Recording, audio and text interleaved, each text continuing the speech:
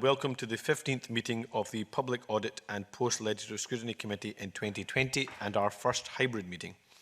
Before we begin, can I remind members, witnesses and staff present that social distancing measures are in place in committee rooms and across the Holyrood campus. I ask that all take care to observe these measures over the course of this morning's business, including when exiting and entering the committee room. Can I also remind members not to touch the microphones or consoles during this meeting. Agenda item 1 is a decision on taking business in private. Do any members object to taking item 3 in private? If Neil Bibby or Willie Coffey, who are joining us remotely, object, please raise your hand. That is agreed. Agenda item 2, the post-legislative scrutiny of the Control of Dogs Scotland Act 2010. Can I welcome Ash Denham, MSP, Minister for Community Safety, and Jim Wilson, Licensing Team Manager at the Scottish Government, and welcome them into the committee rooms again after a very, very long time. And can I invite the Minister to give an opening statement? Thank you, Convener, and good morning to the committee. So let me begin by expressing my thanks to the members of the committee for the post-legislative scrutiny report and also the recommendations on the Control of Dogs Scotland Act of 2010. And I welcome the opportunity to provide members with an update today on the progress that has been made to date on the Scottish Government to implement the report recommendations that fall to us. And I can give strong assurance that the Scottish Government is committed to responsible dog ownership and to keeping our communities safe, and also to driving further action on this topic by partnership working to help tackle the issue of irresponsible dog ownership across all of our communities. So we have brought in new staff resource to boost our ability to take action in this area. We've established a working group with local authorities and also with Police Scotland and other key stakeholders in order to deliver on many of the report recommendations. And the Scottish Government's COVID response, of course, has affected this resource, as I'm sure the committee will well understand. But I can advise that out of the 21 report recommendations that required some form of action, 3 have been delivered and 17 are in progress. And one of them is more of a longer-term recommendation, which will be considered once the reforms to the dog control system are in place. So, for example, the committee may well have seen the government delivered the awareness-raising campaign through social media. And despite ongoing challenges posed by COVID-19, we're making progress on many of the recommendations through the Scottish Government-led working group. And we also plan further engagement with COSLA, community safety officials, and also the Improvement Service. I've spoken to Police Scotland. I've also spoken to COSLA to make clear the importance of the close cooperation between us, and that strong partnership working as well is going to be vital and also necessary. Not just to progress the recommendations, important as that is, but also going forward to continually review and to assess what other policy measures, be that legislative or non-legislative, can and should be taken in the future. So happy to take questions from members. Thank you so much, Minister. I'll kick off the questioning on behalf of the committee and then I'll hand over to Bill Bowman next. Can I ask just in general terms, how serious an issue do you think dog attacks are in Scotland, and how much of a priority is it for you as a Minister or you as a government? So, I mean, it is an issue, for sure. I mean, we've got the data, haven't we, from that we were gathering from the accident and emergency, and you can see, the number of admissions that are coming in there. And so it is a serious issue. And so the committee have asked me to make this a priority and to take action on this issue, and that is what we have done. So we have, we have recruited more resource for the policy team that work on this issue. And we have begun work on that. And obviously out of the 21 recommendations that the committee put forward for the Scottish Government to take action on, 17 of them are in progress and 3 of them have been delivered. So I do take it seriously and I want to drive forward this issue. I think that's very welcome. So if it is a priority, how often then as a Minister or as a government do you discuss dog attacks or the Control of Dogs Act? I mean, is it an entry regularly? Is it, you get updates monthly, quarterly? Or is it a regular discussion that you would have with officials? So obviously the officials in the policy team and I will keep in regular contact and discuss, the work plan on this area and, what's been delivered. So is that, how regularly is that? Do you have a set, I'll get an update monthly? No, we don't have that, no. So it's more a case of we will meet, we will discuss what what the priorities are. I'll give my views on what we should be focusing on, and the team will go away and they'll work on that, and then they will come back to me when they've got something to report and give me a submission on what's been done or how they're going to approach something. So in this calendar year, how many times would you have met to discuss the Control of Dogs Act? Well, we won't have met at all because obviously with COVID we've been doing everything remotely. I don't think there's been any Even officials... remotely met, sorry. Oh, right. I don't know. I would have to go and look at my notes on that. Right. I couldn't give you a figure on that right now. But it's not a regular conversation?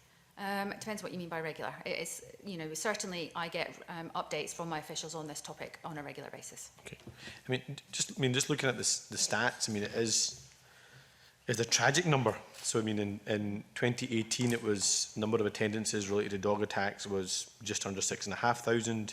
In the first half of 2019, for where we have figures available, it was closer to 4,100. So, clearly an increase year on year. The number of patients that are seen in hospitals or admitted to hospitals with dog attacks was 864 in 2019. That's an increase from 811 the previous year. The number of patients who went through reconstructive surgery went up to 33. We don't have the figures for 2019 yet. There's also really stark figures on 319 charges related to dog attacks in 1920, 53 of them in Glasgow. We obviously had the media highlight a 7-year-old from my own city of Glasgow who was seriously injured by a dog attack in July and requiring hospitalisation. We've also seen campaigns being run by local community radio stations, Radio Clyde being an example around the Lead the Way campaign. This is a really, really big issue, and it's physically and literally scarring individuals and scarring lives. Do you think the government has a sense of urgency and importance for this issue, considering the thousands of people that we're talking about? I do. I agree with you. It is an issue that is very serious and it is important, and that's why I am committed to driving forward action in this area, and I have done. So we are working on all the the recommendations that have been put to us, and I'm very grateful to the committee for the work that they did on the report and the recommendations that have been put forward, and that we are working on that's giving us a framework for how we address this and make improvements on the regime going forward. Excellent. And how soon, final question from me, and then I'll hand over to Bill Bowman. I realise we're in COVID times, but how soon do you imagine that as a minister in the government, you'll be bringing people remotely, if needed, together who are either campaigners on this issue, victims of dog attacks, or indeed people that can help take this forward? If it's a real priority, you'll be driving about, I want to talk to victims, I want to talk to people that are on the front line trying to deal with this. Do you imagine doing that soon, if it is a priority? Well, obviously we set up the working group, so we've got I think 9 different members on that group now, and they've met twice now, and they're going to be meeting on a sort of a 4 to 6 week basis, and they're going to be meeting virtually on this.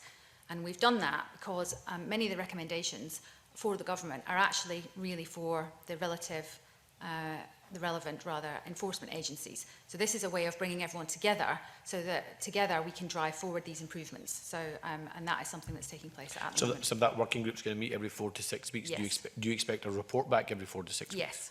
Okay, excellent. Bill Bowman. Thank you, Convener. Morning. If I can ask you some questions then about the letter you sent us now. I think most letters from government ministers and the Scottish Government usually start with an explanation of COVID-19 impacting what they've been doing. But it would be helpful if you could perhaps detail some of the action taken by the Scottish Government prior to the outbreak of COVID. Okay, so obviously it was clear from the committee's report and from the recommendations that they expected additional priority and resource in policy on the control of dogs issues. I agreed with that as well. I thought it was very important that we bring in more resource to work on this issue within the Justice Directorate.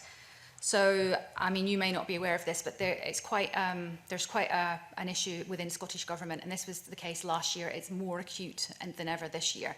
about scarcity of staffing resources.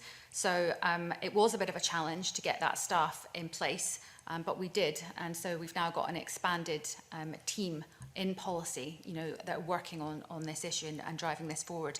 So that decision was actually made in September of last year. And then in January 2020, there was a new team leader in place, and there was also an expanded team. So further staff members were brought into that team as well, and they, recruited and in post. But that was sort of late winter, early spring, and of course within weeks of that team really being brought up to the full capacity, COVID outbreak happened. And obviously what happened then was there was an immediate reprioritisation across government. So they looked at every government department. I mean, the committee may already have heard this, and identified, how much resource was needed to be moved into health and to areas supporting health, and all those team members were moved. So for me, it wasn't just my officials that are working on control of dogs. It was on a lot of the other issues that I'm working with in government. The staff had moved; they'd gone. So things were put on pause in a lot of areas, and that is what happened here.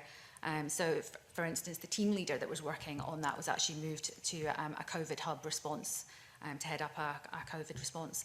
So that has clearly affected our ability to, to make progress in this area. So I think we have made progress. We clearly have not made as much progress. If we hadn't have had COVID, I would be sitting in front of you today. We would be having more. We'd be further along. We'd have more things to tell you. But we have made progress, but it clearly has been impacted by that. So just to give you an example of the things that we did do. So this is things that we did last year. So we obviously published our first review into the dog control. That was requested by the committee, and we did that in September. That consultation ended on the 31st of January. We got 336 responses to that, so I felt that was quite significant. My officials have also met with the National Dog Wardens Association. They've met with Police Scotland as well to agree the terms of the working group that obviously we feel is important, that will drive forward these operational improvements that are needed. And we've also been gathering data, so we've got some of the data that the committee had requested, so we were able to get that in as well, and some of the health data as well. So those are the kind of things that we were working on last year. Okay, thank you for that. You mentioned staff. Could you say how many staff did you actually take on? How many people are working on control of dogs? And were they physically taken away? Are they back now? Yeah, they were. So or when are they coming back? Yeah, so there's a team leader, and then I think there are, is it 2 other staff members that work on this area? Jim can... Yeah, I mean, I came in January time to head up the licensing team within the Justice Directorate within Scottish Government, and on the 18th of March I had to be whisked away to head up the Safer Communities and Justice Directorate COVID Hub, and I am still heading up the hub operation at the moment for justice interests. However, I do lead on dangerous dogs and dog control policy. I think just to kind of echo the Minister's comments around the urgency that was placed around boosting resources within Scottish Government. I know that the Minister had some conversations with the Justice Senior Management Team on the back of the PAPOS Committee report that came out, which was very helpful, stressing that this was an absolute priority. So it's a bit of a hybrid role, so I am kind of leading a hub operation, but it's also a privilege to be taking on dog control policy once again, because it was actually Mr Neil's bill way back in 2009-2010 when I was the lead policy official. So it's been an opportunity to be reacquainted with a number of stakeholders that had established strong working relationships back then, and that will be key for the Scottish Government going forward. And if I can just add to the point about victims, which I think is absolutely key, when I have regular conversations with the Chief Executive from Victim Support Scotland, Kate Wallace, through a COVID subgroup, but I'm certainly happy to have a conversation with the Chief Executive around any victims that have been subject to dog attacks with a view to some direct engagement. Are you saying that at its peak there were 3 members of the team? Yeah, when I came into the licensing team on the 6th of January this year... So in terms of Control of Dogs Act in the round, it's the peak was 3 members of the team?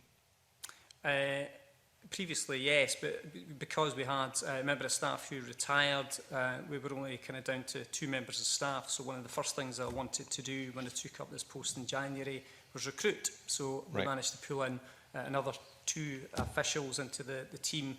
But of course, as the Minister's alluded to, the impact of COVID has meant, immediate redeployment. So it would have peaked at 4 then? Sorry? It would have peaked at 4 members of the team then? Yep.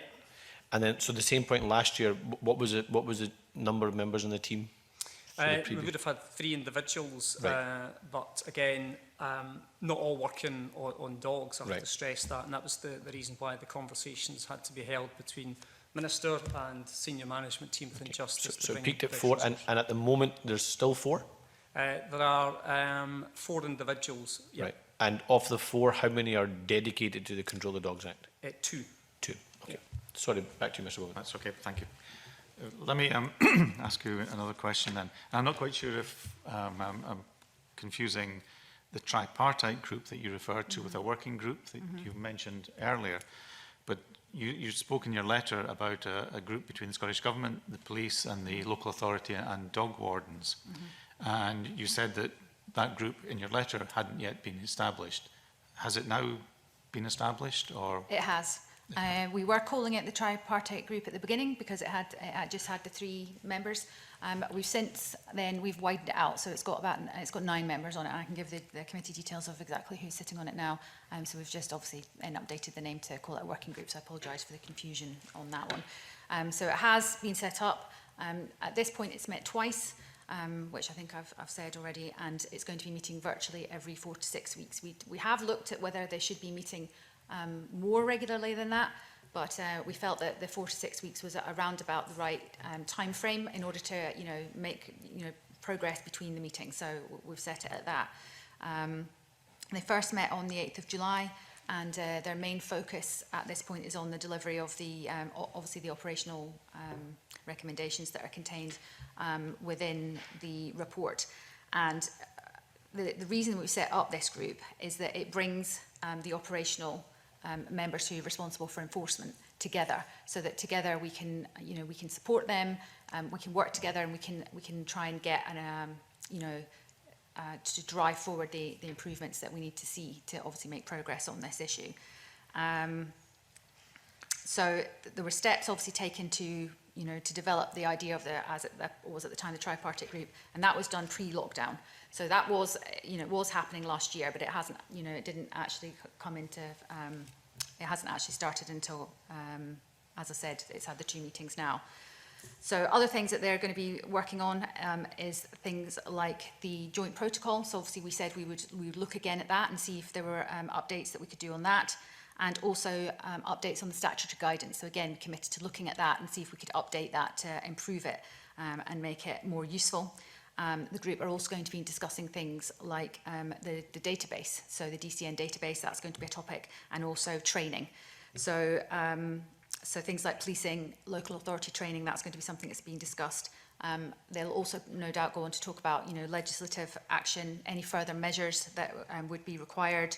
And also communication, awareness raising, that's going to be a topic of discussion, and so on. So I have the rest of the members of the group here if the committee are interested in that.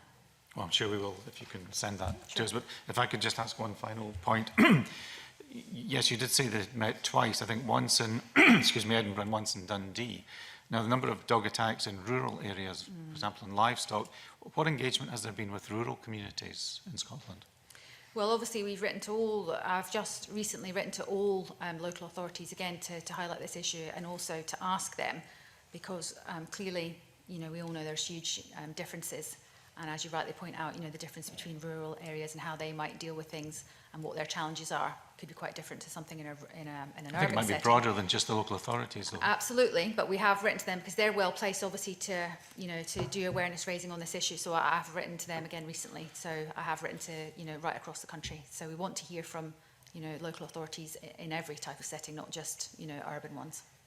Well, just in talking about your communication, I think maybe you could broaden it from, as I say, just the local authorities to the farming and other communities. Right.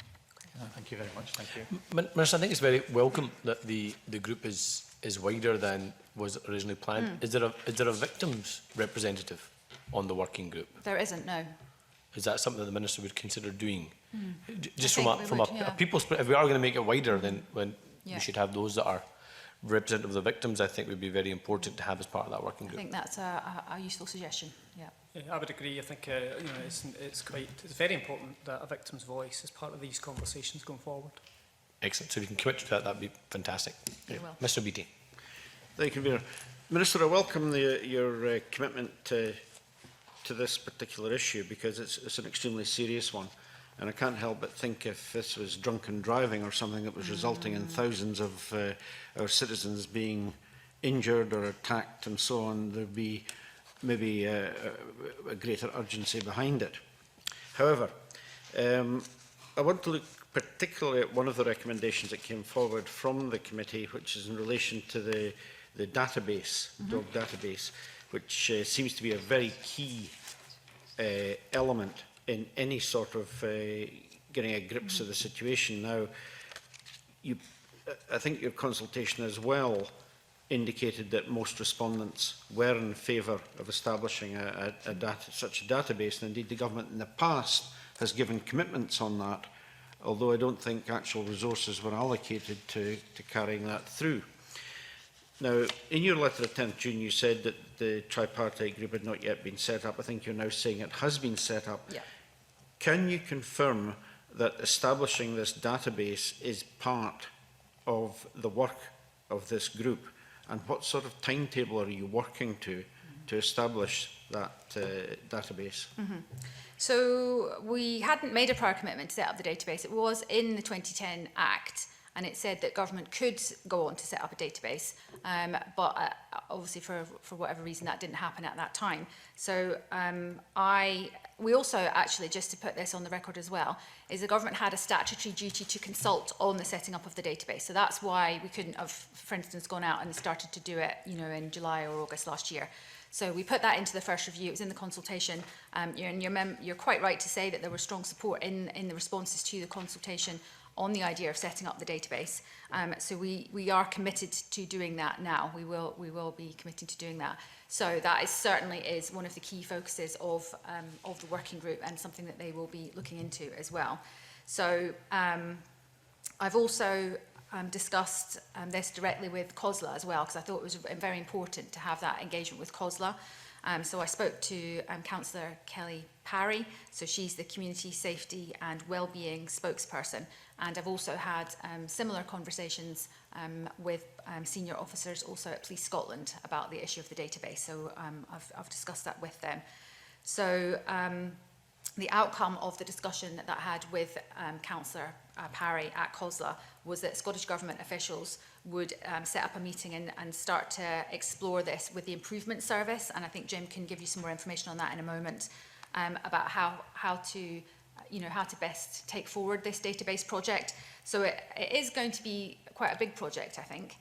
Firstly, from the Scottish Government perspective, obviously, on this, is that it's going to be mainly used by the operational agencies, so it will be used by the local authorities, it will be used by Police Scotland. So I think, then you do think, well, maybe then it would be best placed for the local authorities to take this forward. They should maintain it and run it. So these are the kind of conversations we're having at the moment.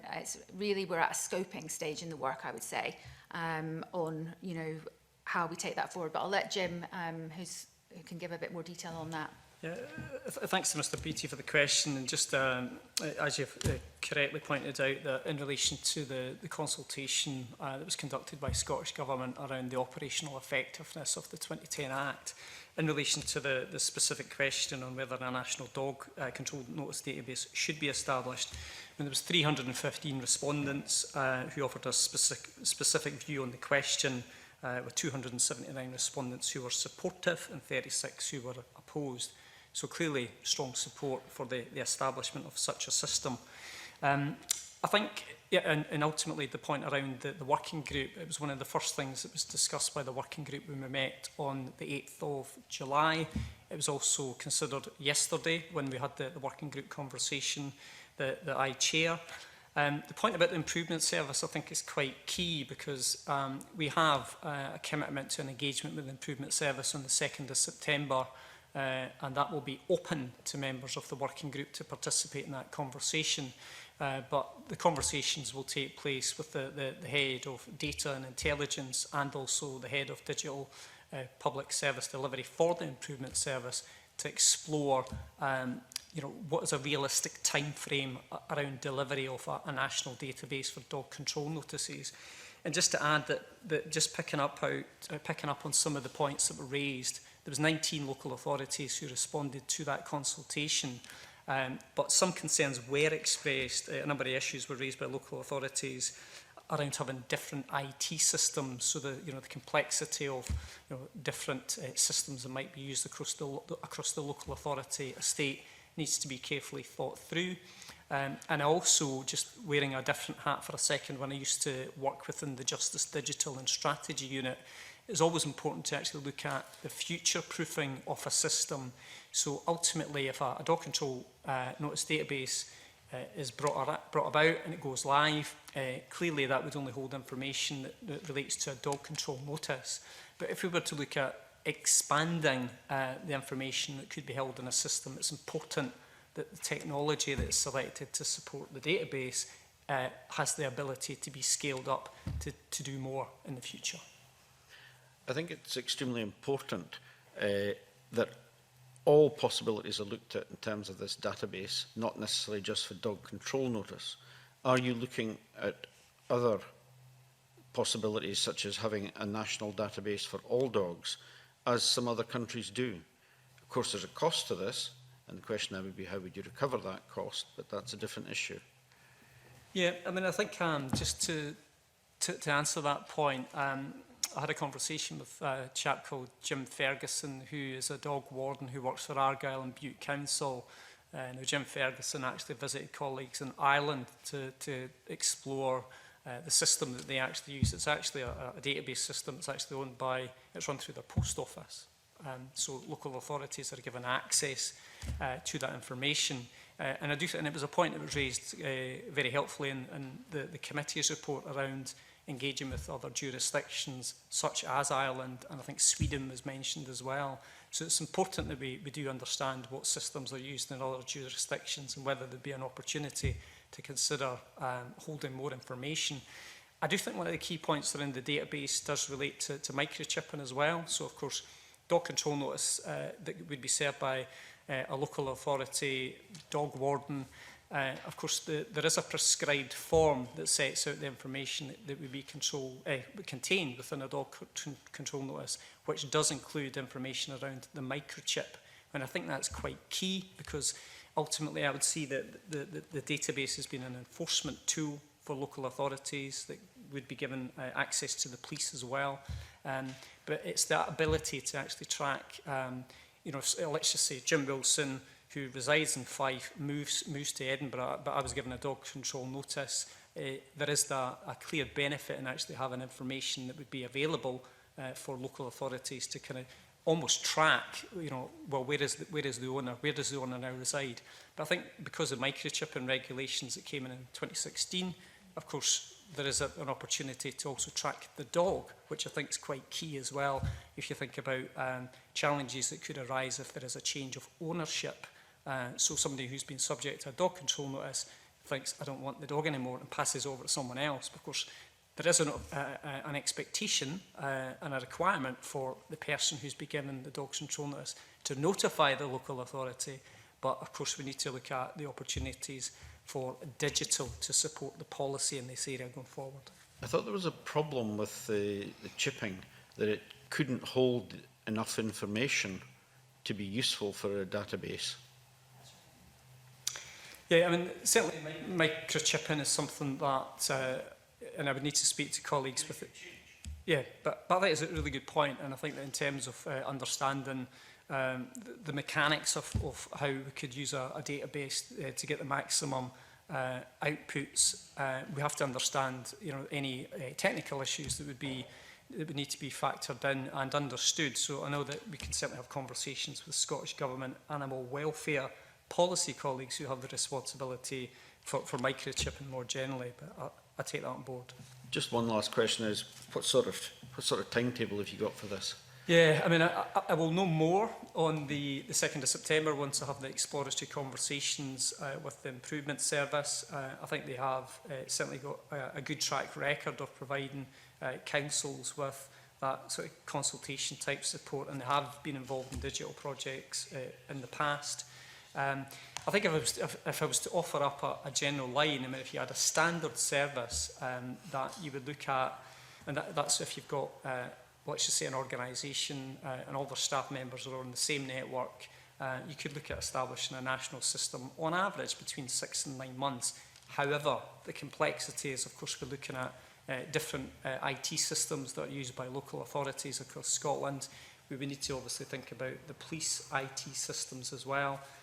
So it was a general advice that I was given through one of my colleagues who used to work in Scottish Government Digital Directorate, is that you would be looking at an increased time frame because of the complexities around people using different systems. But I'll know more after I have the scope and conversations with the improvement service.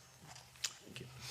Thank you. You said that 19 councils responded to the consultation. That means 13 councils didn't. That's very disappointing, isn't it? I think that goes quite a long way to explain some of the challenges around this issue, that if we are lacking that engagement with quite a substantial number, as you've pointed out, convener of local authorities, I think that just gives the committee an idea of the sort of challenges that we've got in this area. Absolutely. I mean, that's just not good enough, is it? No, it's not. Was Glasgow one of the ones that responded or didn't respond? You know. I've not got that information. We can check to that hand, for I you can and check. come back to you in Okay, writing if you like. I'll tell you the reason why I ask is, like, if you look at when I talked about the charges, 53 of the 319 charges in 1920 were from Glasgow, so that's a significant proportion for one local authority. Yeah. Glasgow has one of the poorest number of investigations, has one of the poorest number in terms of number of dog wardens, is one of the poorest number in terms of notices issued, and actually it's got some of the scarcest data that's been provided to you as well. And I mean, the case I described at the start was one from Glasgow as well. That's just not good enough. And I'm not saying that's the government's fault, far from it, but what can we do to demand greater transparency and accountability from local authorities like Glasgow and whoever the 13 are that aren't responding to these consultations? I agree with you that it's important. I agree with you it's very disappointing that we're not getting the engagement. I don't think we can demand local authorities, you know, as independent agencies do anything. However, that's not the way I'm approaching this. I'm going to try and take an approach where we're all going to work together, because clearly if we don't do that, we're not going to get the results that we all want to see. So that's why, you know, I'm having the engagement with COSLA. I'm trying to keep making the point that we need all the local authorities to get on board and work with me. I mean, if you think about, and I put this to COSLA as well, about fireworks. I don't know if any of the members on this committee have been following the work that I've been doing on fireworks. I've got, you know, very good levels of engagement with local authorities on that issue. So I want to see that on this issue as well, and that's what I'm working towards. I'm going to hand over to Willie Coffey, who is remotely, and Willie wants to pick up on the issues of local government. So I'll hand over to Mr. Coffey. Thanks very much, Convener. Good morning, Minister. I was interested to pick up on the issue with the local authorities there, Minister. In your letter, you quite rightly remind us that the responsibility for operational delivery of this lies entirely with the councils and with the police. And it was just to try to get your thoughts on why there's such an inconsistent performance, let's say, across the local authorities on this matter. You can see that in Fife, for example, they had something like over nearly 500 investigations, but in a city the size of Glasgow, only 57, and a huge variation in the numbers of dog control notices. So it's really to get your thoughts on how we can improve this, even in the short term, to either strengthen the guidance or work with the councils to try to lift this up their own agenda internally. Thank you. No, I mean, you're quite right, and obviously we spoke about this in the last committee session on this topic, that there is a wide variation across Scotland in terms of how local authorities tackle this issue. So I'll let Jim come in a moment and he'll give you a little bit more detail about Fife, because Fife's a really interesting local authority to look at in the way that they approach things.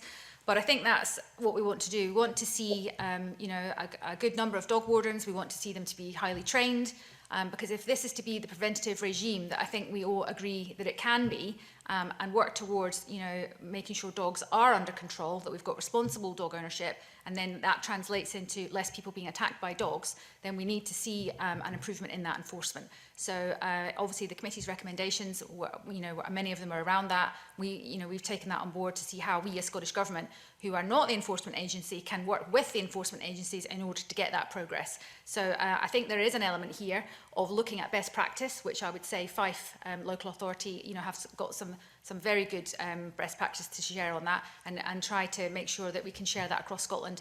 Obviously, there's going to be differences. You know, the way that you're going to approach dog control in Glasgow is probably going to be different than how you're going to do it in Argyll and Bute. So we need to take that into consideration, and the local authorities, you know, obviously are going to make different decisions that will fit their local area. But I think there's work that we can do as a Scottish Government to support local authorities to do this as well as possible. So I'll let Jim give you a little bit more flavour on what Fife is doing. Yep, thanks to Mr Coffey for the question, and just if I can very quickly just go back to the convener's point around Glasgow. I think it's worthwhile stressing that when we initially set up that, what was called the tripartite group at the time, it included representatives from local authorities and also Police Scotland, but I was keen to expand the membership because, you know, dog wardens have got the practitioners' experience. They are out in communities delivering a key and essential function, but I was keen to bring in I suppose a management function into these conversations, and that was why we had approached the Royal Environmental Health Institute for Scotland and also the Society of Chief Officers, Environmental Officers for Scotland. So I was pleased that James Crawshaw, who actually works for Glasgow City Council, is now on the working group. So there would be obviously opportunities to have not just conversations through the working group, but individual conversations with Mr Crawshaw to kind of explore what more can be done within Glasgow. And just going back to Mr Coffey's point about the Fife approach, I would agree with the Minister. I think it's almost the exemplar of good practice. I think there are reasons for that. I mean, way back when Mr Neil brought about the Control of Dogs Bill, I had a conversation with a chap called Graham Anderson, who heads up I suppose I call it the dog warden service within Fife Council. Graham Anderson's ex-military, was a dog handler, so he's got fantastic experience around dog control, and I think that has been extremely helpful, that he's been able to share that expertise and wisdom with his team, who were very, very enthusiastic around the legislation. And I think that's quite telling when, you know, we do the comparison of figures around dog control notices that have been served by local authorities across the country, and Fife is obviously a standout. Do you think, Minister or Jim Wilson, is there a case to refresh the guidance so that all of the local authorities are fully aware of what's expected of them? And it seems to me if the Fife example is the example we should follow or try our best to follow, can we share that amongst other local authorities? Is that something we could do in the short to medium term to try to signal at least to the public that we're taking this forward and very serious about it? Yes, so that was one of the recommendations in the committee's report, that we look at the guidance and see if we can, statutory guidance obviously, and look and see if we can update that. And we are absolutely committed to that. If we can, you know, change this guidance, even if we can just change it slightly, and that has an improving effect on how, you know, how it's used and how, you know, local authorities and the police even interact with the legislation, then I think that would be a good thing. We are always looking at trying to share best practice, you know, around, so that we can, you know, get improvements in that way. And we also, of course, have the joint protocol. So that's another document that was set out, again, to sort of clarify who's responsible for what, basically, in between, obviously, the Dog Control Act that we were talking about today, but also the wider legislation from 1991 on dangerous dogs. And sometimes, we've obviously discussed this on the previous committee, there is a little bit of overlap in between those two acts, and also that, you know, in terms of who's responsible, you know, is it the local authority, is it the police, just to clarify that. So again, we're going to look at that protocol again and see, can we update that, can we make that better, make it more usable for local authorities and the police. Okay, thank you, Minister. Thank you, Convener. Thank you, Mr Coffey. I'll now go to Neil Bibby, who's joining us remotely. Thank you, Convener. Good morning, Minister. You just mentioned there that the government wanted to see a good number of dog wardens, but from the information provided, there's 8 councils: Dumfries and Galloway, Eastern Berkshire, Falkirk, Orkney, Scottish Borders, East Renfrewshire, East Lothian and Western Isles that have no dog warden at all. So that's 8. That's a quarter of all councils have no dedicated dog warden. The numbers have gone down over the past 2 years from 85 to 48. I know 29 of those are accounted for by Edinburgh, but it is concerning that when we're seeing so many statistics of incidents involving dog attacks going up, that we're seeing the number of dog wardens going down. Can I just press you a bit more on how important you think the role of dog wardens are? As you've mentioned, some councils, spread responsibility amongst a wider wardens team as opposed to having dedicated wardens, and I just wanted to see how effective that is.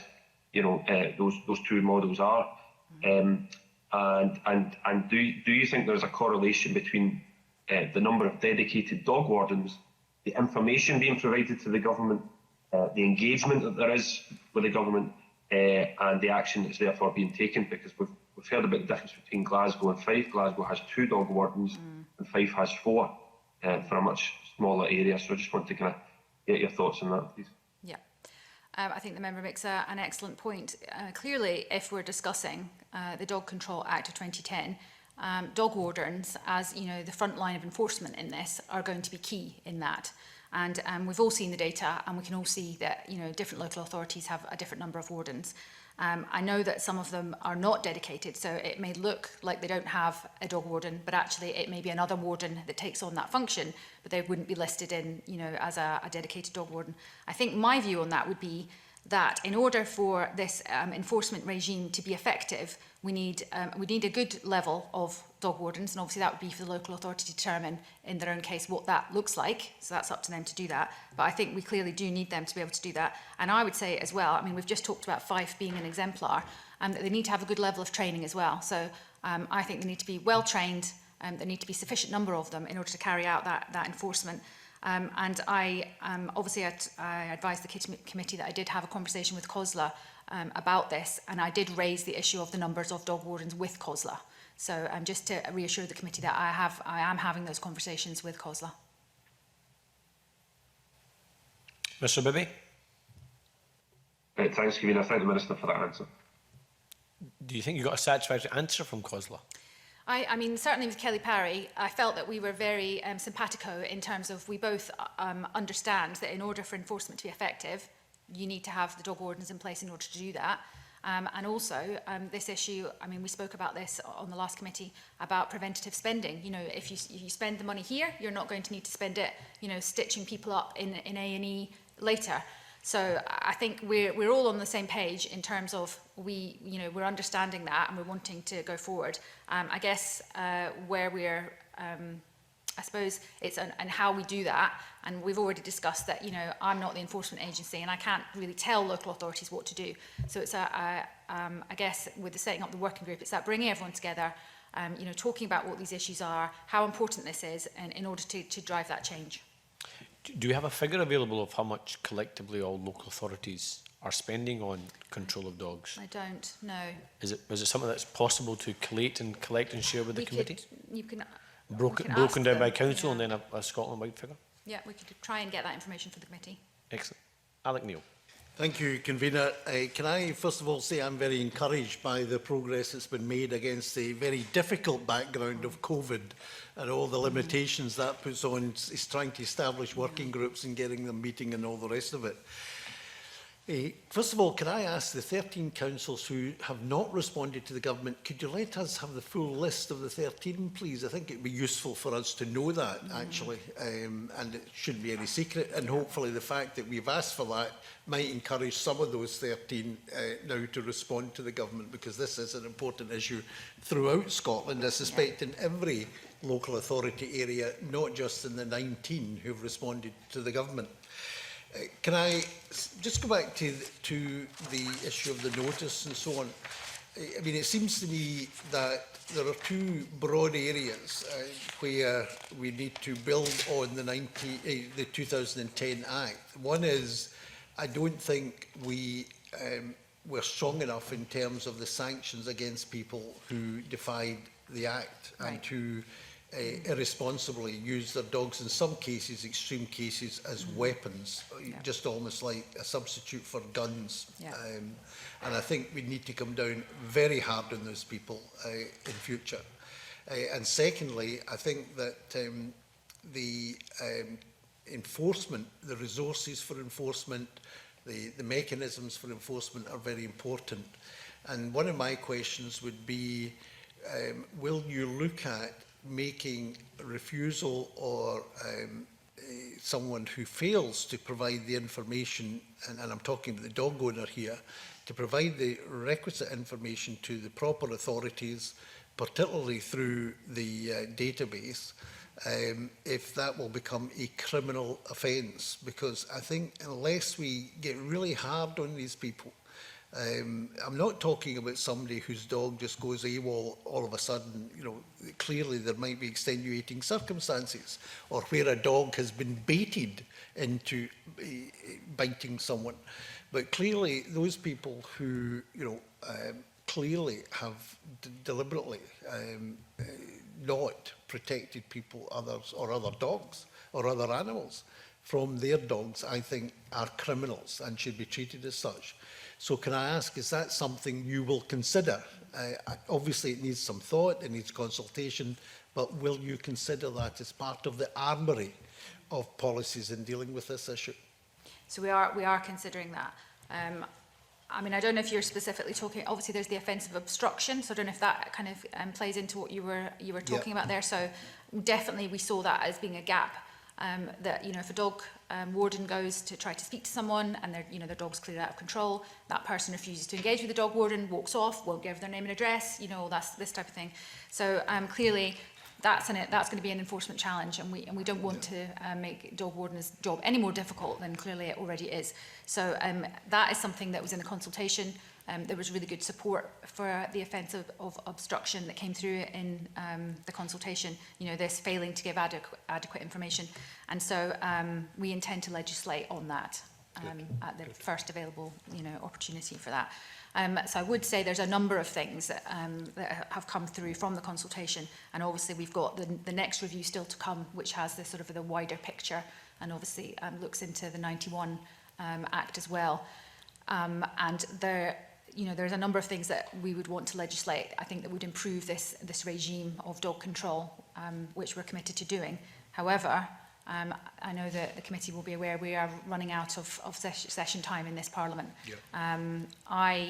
I don't know who will be the government. I don't know who will be in this post, you know, come next year. So what I will say to the committee is that this work is in train. Obviously the officials are working on this, you know, this is going forward. So I'd say I would imagine that this will, you know, depending on who's in government and who's in this post, will be up for, I think, legislation in the early part of the next session, depending on, you know, the other legislative priorities. But I would want to see it in there. Definitely. Can I just say, just on that point, it would be very helpful if every major party included in their manifesto a commitment to introduce this bill, and to do so early. It's funny you should mention that. I have certainly had conversations to that effect for my part with obviously with the SNP in terms of drafting for the manifesto. So I think it would be helpful if other parties would also consider doing that. Yes, yeah. Good point, well made. Good. The report also might be useful, and again, if we can build consensus in this across the parties as well as with local government and others, including victims, it might be useful if it's at all possible. And I understand it's still a very tight timetable, even to get to the point of some kind of draft bill or a plan of action or something, so that if we had agreement in that, then you could move quite quickly to legislation in the new Parliament. I fully accept it's not possible in this Parliament now to legislate and to do it properly and comprehensively. I'd rather we take our time and get it right rather than rush it. But at the same time, I don't think we want to see this thrown into the long grass so that we don't get action in the next 3 or 4 years. I think that's important. We don't want this drifting. You know, I mean, I can clearly see here there are areas where if I had the ability to set the legislative timetable for the next few months, I would put these things in. Yeah, who knows? But you know, I'm not in charge of that. We know that. You know, that's set. In other parts of government. So I am, we've got the resources in place, we're working on this. It's like with government, you sort of get them going in one direction, it's like a truck and it just keeps moving. So that's my hope, is that even if I'm not in this post come next year, that the person that does pick up the reins will move forward with this. And I agree with you that we want to be in good shape for the next Parliament. We don't want to get in and then we do another, it takes another 4 years and then we're still talking about it. Yep. So, however, what I would say is I wouldn't be comfortable kind of setting a strategy like today on what we were going to legislate on, particularly with regard to the 91 Act, yes. Which is obviously going to be the subject of the next review, because I think there are some quite significant things that the committee was talking about, like the legal test of reasonable apprehension, for instance, that I know the committee were very interested in possible reforms in the law in that area. I would want to, I'm not saying it's on the table, is how I would describe it, but I wouldn't want to put that in, I wouldn't want to write a document today saying, well, we'll definitely do that, because I want to take the time, as you've said, do that consultation, analyse it, have that conversation, get some, get the legal advice and all the rest of it that would need to be done if you were looking at a substantial change in that area. So I think we're more looking at sort of spring of next year, when we'd be at that point, we would have done that review. And at that point, I think you would then, that would be when you would start to say, right, we're going to do this, a strategy at that point. So we're not there yet. That's very helpful. And then my final question is, where are you in looking at the possibility of introducing a robust licensing system? Again, I would say it's not off the table. It's probably how I would describe it. Obviously, we had a conversation about this at the last committee session, where I think the government had consulted on it quite recently. It was a really mixed picture in terms of, support for it or not. I think this is something that, Jim will correct me if I've got this wrong, but I think this is something the working group will certainly touch on. Yep. I think this is something that it does bear more consideration, let's put it that way. And I think, again, coming back to looking at what other jurisdictions are doing, there are some very good examples of licensing systems. There's no point in introducing a licensing system if it was just a repeat of what was abolished about 30 or 40 years ago, because that was useless as a system and really was a waste of time, and rightly at that time was abolished. But a licensing system similar to, I think it's Sweden or Ireland, have a robust licensing system, I think, from memory. If we could look at those and see what lessons we can learn, it might be that it's related more to the tagging rather than to a license, but we can see. We wouldn't rule it out, and I'm always of the view that if another jurisdiction are doing something and they're doing it well, there's no need to reinvent the wheel. Absolutely. Why can't we just, obviously not everything fits in your own context. We have to be aware of that. You can't just obviously bring things over and expect it to work in exactly the same way. But that is something we have committed to doing. We are actively looking at other jurisdictions to see if there's lessons that we can take from them. Good. Thank you. Thank you, Convener. Thank you, Minister. Minister, I really welcome the evidence we've had this morning and the tone of it and how seriously you are taking it. I suppose a final question from me, and then I'll turn to Mr. Kerr, is I accept that we won't have legislation this side of the election, and I accept that COVID has obviously caused a significant delay and significant distraction from that work. Do you have a target though? I don't mean in terms of like stats target, I mean just in terms of where you would like to see us get to by the end of this Parliament, so then whoever is taking up that role is from a good base to launch from yes, post the election. Yes, I think I would like us to get to the point where whoever's in post next time could pick this up and basically it would be, I'm not saying it would be exactly ready to legislate at that point, but it would certainly be in that ballpark, yeah. So in practical terms, what does that mean? I guess we would have done the research. We would have, a strategy in terms of a bit like a blueprint, really, on what we wanted to achieve. I've already said there's areas where I already know that I want to legislate. There's other areas that we've just discussed where I'm not sure we should be, we will legislate on that, and we need to look into these areas further. So by that point of, when we go to the election next year, all of that work will have been done, and we should be very clear on what needs to be taken forward in the next Parliament. Thank you. Mr. Kerr, any final questions? Thank you, Convener. And, simply to start with, may I start with an apology for my tardiness. It was to do with the COVID committee, which I needed to go in and question on that. So apologies to the committee and to the Minister for that. Really, I don't think I have any questions at this stage, Convener. My concern looking through the papers was that the Minister was taking this seriously. I don't doubt the Minister would take it seriously, but that it was being sufficiently taken forward and driven forward. But I'm reassured by your comments that I heard just when I came in, by your assessment, that what the committee's heard today is quite how seriously the Minister is clearly taking it and that you will be driving it on. So I look forward to reading the official report afterwards, but I have no questions at this stage. Thank you, Mr Kerr. And any other members have any final questions? If not, thank you very much, Minister.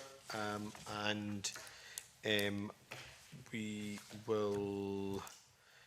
we've taken issues in private, so I'll now close this public session and we move into private session.